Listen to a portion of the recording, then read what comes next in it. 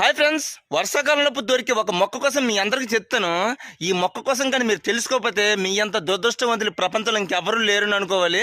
ఎందుకంటే ఒకే మొక్కలోపు ఎన్ని ఔషధ గుణాలు ఉన్నాయో తెలుసా?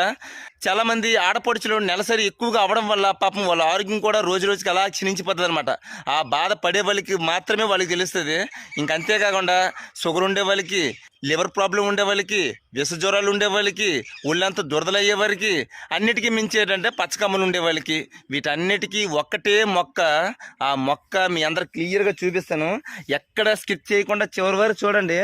ఇది ఎన్నో ఆయుర్వేద మొక్కలను ఎక్కువగా వాడుతూ ఉంటారు. చూడడానికి చింత మొక్కలాగా ఉంటుంది కనుక చింత మొక్క అయితే మాత్రం కాదు. మనుషులు పోని మనుషులు ఎలాగో మొక్కలు పోని మొక్కలు కూడా ఉంటాయి. ఇక్కడ తెలుగు మొక్క నాకు తెలుసు, కానీ మీరున్న దగ్గర మొక్క అయితే నాకైతే తెలియదు. కనుక మీ పెద్ద మనుషులకి అడిగేసి తెలుసుకొని వాడండి, ఓకేనా?